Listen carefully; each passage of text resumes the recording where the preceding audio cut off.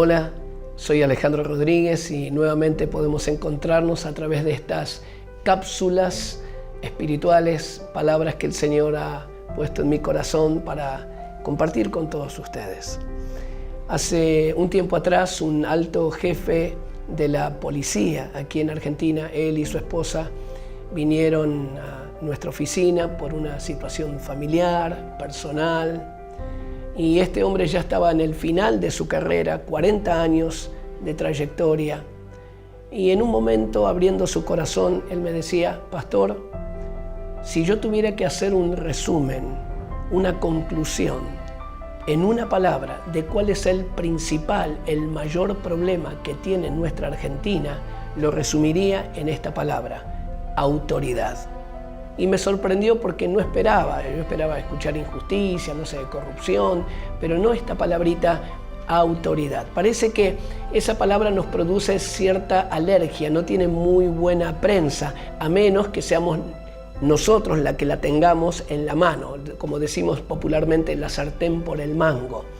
Pero desde el principio el diablo se enfocó en contaminar algo tan precioso, nacido, originado en Dios, como lo es la autoridad.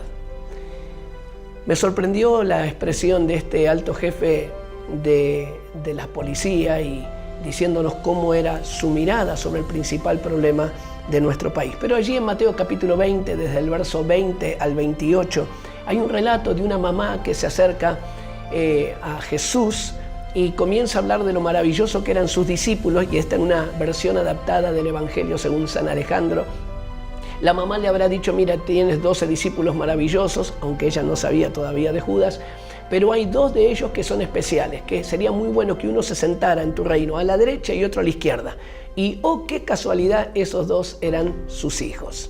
Jesús le responde: mujer, no entiendes, no sabes de lo que estás hablando.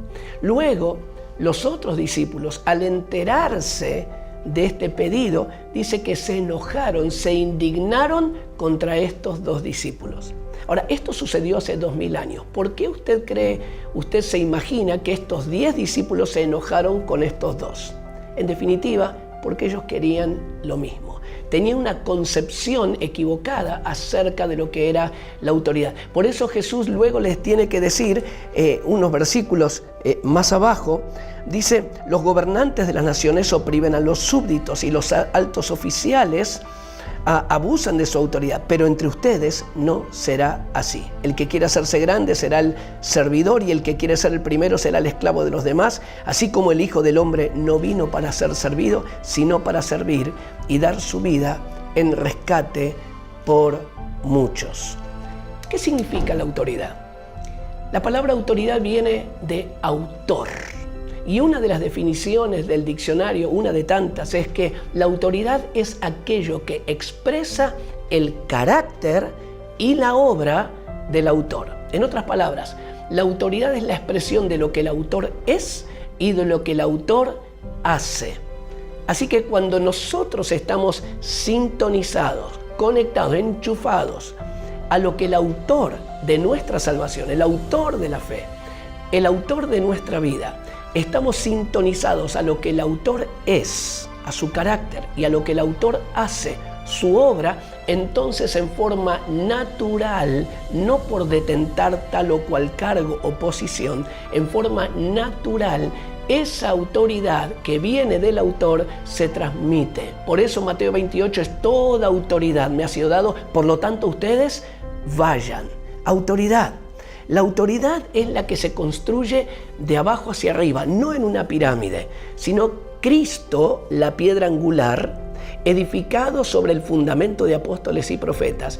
Cada uno mire cómo sobreconstruye, con qué materiales, y Jesús diciendo: y ustedes van a hacer cosas mayores de las que yo hago. Por eso Pablo, el apóstol, decía: el peso de la iglesia que está sobre mí, más que un cuadro de lo que está bajo mío, mi control, mi dominio, es lo que puedo edificar de abajo hacia arriba. Ahora, en esta deformación que muchos hemos experimentado, con la cual hemos crecido sobre la imagen de autoridad, te menciono 4 puntitos muy prácticos. Algunos hemos sufrido por el abuso de autoridad. Abuso es una mala actitud de corazón, donde se avergüenza al otro, donde se lo rebaja al otro, clavamos los codos para subirnos a nosotros. Hay una mala actitud, hay un abuso que avergüenza, daña y destruye el corazón, la vida, la dignidad de los otros. Algunos de nosotros hemos experimentado de una u otra forma ese abuso de autoridad. La otra expresión, distorsión, es el mal uso. El mal uso tiene más que ver con una falta de sabiduría. O sea, la intención es buena.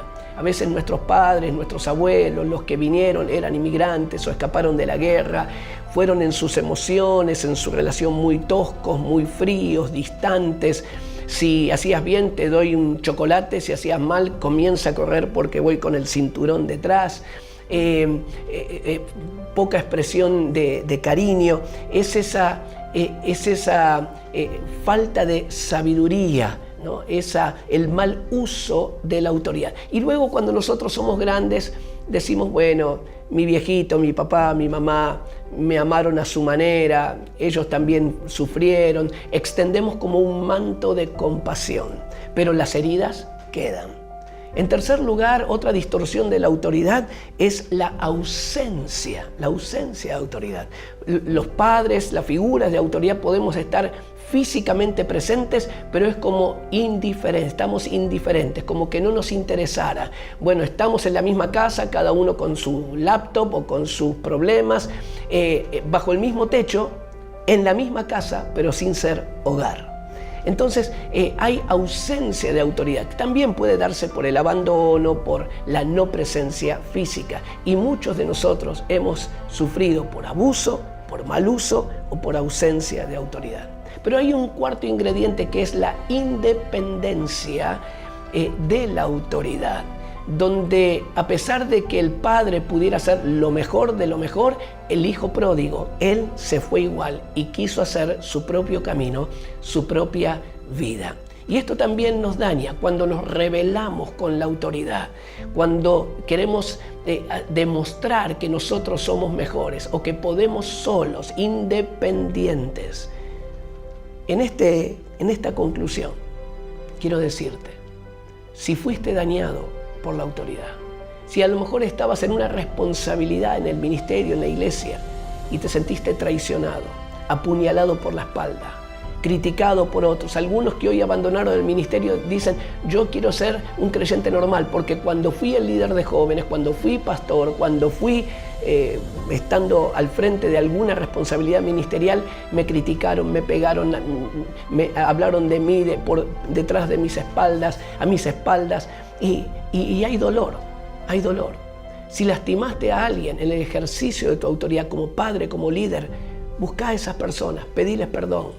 Si fuiste dañado, extendé perdón para que podamos reconciliarnos con la autoridad, que es un regalo de Dios, que viene del autor y consumador de nuestra fe. Y si queremos caminar en esa autoridad, será aquello que exprese el carácter y la obra del autor.